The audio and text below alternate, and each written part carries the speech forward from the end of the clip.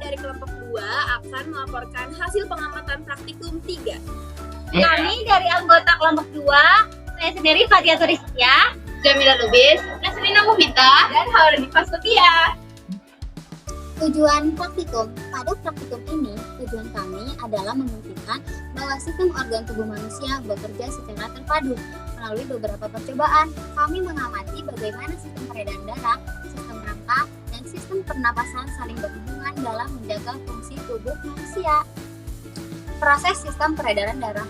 Pada percobaan pertama, kami mengamati proses sistem peredaran darah. Tujuannya adalah untuk memahami mekanisme transportasi nutrisili dan gas dalam tubuh.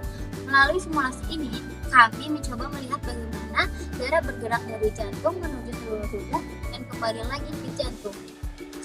Sistem peredaran darah.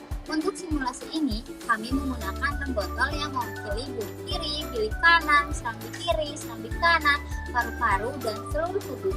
Botol-botol tersebut dihubungkan dengan selang plastik dan diisi air berwarna merah sebagai refleksi darah. Pompa manual digunakan untuk mensimulasi kontraksi otot jantung. Selanjutnya pengamatan peredaran darah. Berdasarkan hasil pengamatan, ketika bilik kiri memompa, darah mengalir ke seluruh tubuh lalu kembali ke serambi kanan. Ini menggambarkan peredaran darah besar. Sedangkan ketika bilik kanan memompa, cairan mengalir ke paru-paru, lalu kembali ke serambi kiri, yang menunjukkan peredaran darah saat selang ditahan, aliran cairan terhambat, sehingga mensimulasikan penyumbatan pembuluh darah, stroke atau penyakit jantung. Selanjutnya adalah proses sistem rangka manusia. Pada percobaan kedua, kami menganalisis koordinasi gerak otot, tulang, dan sendi. Percobaan ini bertujuan untuk memahami bagaimana tubuh menghasilkan gerakan sadar melalui kerjasama antar sistem. Nah, selanjutnya itu sistem model mekanik tangan robot. Kami membuat model tangan robot dengan sederhana. Model ini menunjukkan bagaimana saraf motorik memberi perintah pada otot untuk menarik tulang sehingga menghasilkan gerakan. Sendi engsel terlihat pada bagian jari yang hanya bisa bergerak satu arah seperti pada tangan manusia. Nah, selanjutnya itu sistem model mekanik tangan robot. Kami membuat model tangan robot dengan sederhana. Model ini menunjukkan bagaimana saraf motorik memberi perintah pada otot untuk menarik tulang sehingga menghasilkan gerakan. Sendi engsel terlihat pada bagian Mekanisme benang merah menarik potongan kardus melalui celah sedotan. Hasilnya, tarikan benang menyebabkan jari menekuk, maksimal gerakan menggenggam secara sadar. Nah, kesimpulannya, gerakan tubuh terjadi karena kerjasama terpadu antara otot yang berkontraksi, tulang sebagai penggerak pasif, dan sendi sebagai porosnya. proses sistem pernafasan manusia. Percobaan ketiga membahas sistem pernafasan manusia, khususnya kualitas udara dan kapasitas vital paru-paru. Melalui percobaan ini, kami ingin membuktikan bagaimana zat berbahaya dapat mempengaruhi kesehatan paru-paru. Kualitas udara. Nah, pada simulasi ini, kapas di dalam botol digunakan untuk mempresentasikan jaringan alveolus paru-paru. Nah, asap rokok dimasukkan ke dalam botol secara manual, kemudian diamati perubahan warna kapas. Tujuannya adalah untuk membuktikan secara visual bahwa tar dan nikotin terhadap sistem pernapasan. Kualitas udara. Nah, pada simulasi ini, kapas di dalam botol digunakan untuk mempresentasikan jaringan alveolus paru-paru. Nah, asap rokok dimasukkan ke dalam botol secara manual, kemudian diamati perubahan warna kapas. Tujuannya adalah untuk membuktikan secara visual bahwa tar dan nikotin terhadap sistem pernapasan. Kualitas udara. Nah, pada simulasi ini, kapas di dalam botol digunakan untuk mempresentasikan jaringan alveolus paru-paru. Nah, asap rokok dimasukkan ke dalam botol secara manual, kemudian diamati perubahan warna kapas. Tujuannya adalah untuk membuktikan secara visual bahwa tar dan nikotin terhadap sistem pernapasan. Kualitas udara. Nah, pada simulasi ini, kapas di dalam botol digunakan untuk mempresentasikan jaringan alveolus paru-paru. Nah, asap rokok dimasukkan ke dalam botol secara manual, kemudian diamati perubahan warna kapas. Tujuannya adalah untuk membuktikan secara visual bahwa tar dan nikotin terhadap sistem pernapasan. Kualitas udara. Nah, pada simulasi ini, kapas di dalam botol digunakan untuk mempresentasikan jaringan alveolus paru-paru. Nah, asap rokok dimasukkan ke dalam botol secara manual, kemudian diamati perubahan warna kapas. Tujuannya adalah untuk membuktikan secara visual bahwa tar dan nikotin terhadap sistem pernapasan. Kualitas udara. Nah, pada simulasi ini, kapas di dalam botol digunakan untuk mempresentasikan jaringan alveolus paru-paru. Nah, asap rokok dimasukkan ke dalam botol secara manual, kemudian diamati perubahan warna kapas. Tujuannya adalah untuk membuktikan secara visual bahwa tar dan nikotin terhadap sistem pernapasan. Kualitas udara. Nah, pada simulasi ini, kapas di dalam botol digunakan untuk mempresentasikan jaringan alveolus paru-paru. Nah, asap rokok dimasukkan ke dalam botol secara manual, kemudian diamati perubahan warna kapas. Tujuannya adalah untuk membuktikan secara visual bahwa tar dan nikotin terhadap sistem pernapasan. Kualitas udara. Nah, pada simulasi ini, kapas di dalam botol digunakan untuk mempresentasikan jaringan alveolus paru-paru. Nah, asap rokok dimasukkan ke dalam botol secara manual, kemudian diamati perubahan warna kapas. Tujuannya adalah untuk membuktikan secara visual bahwa tar dan nikotin terhadap sistem pernapasan. Kualitas udara. Nah, pada simulasi ini, kapas di dalam botol digunakan untuk mempresentasikan jaringan alveolus paru-paru.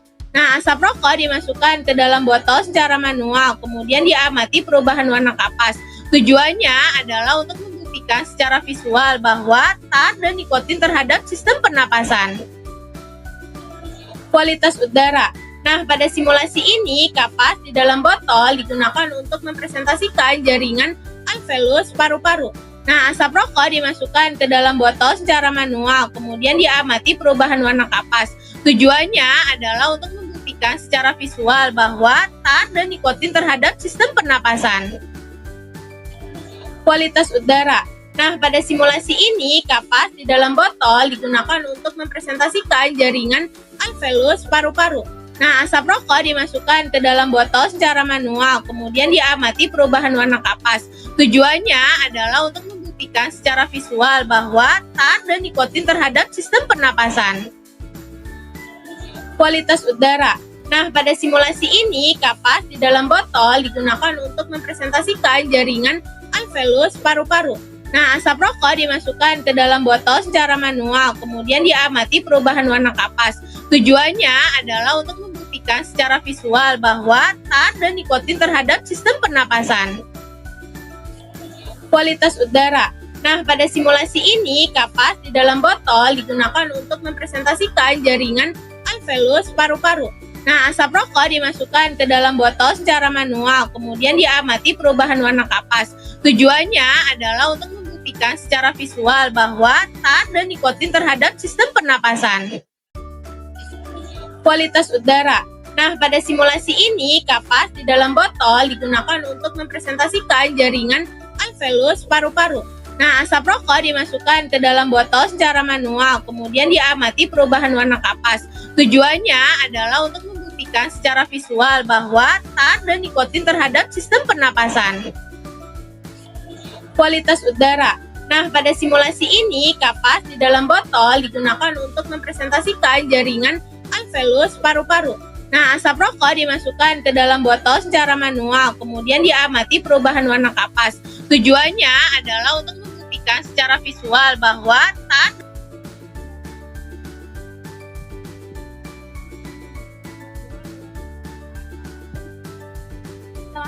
dapat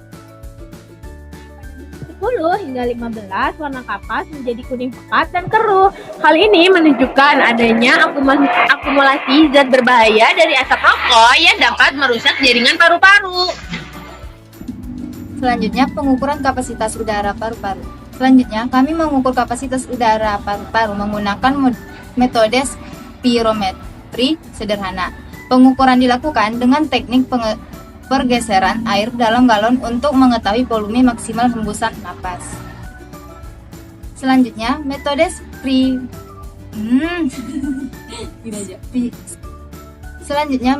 spirometri sederhana.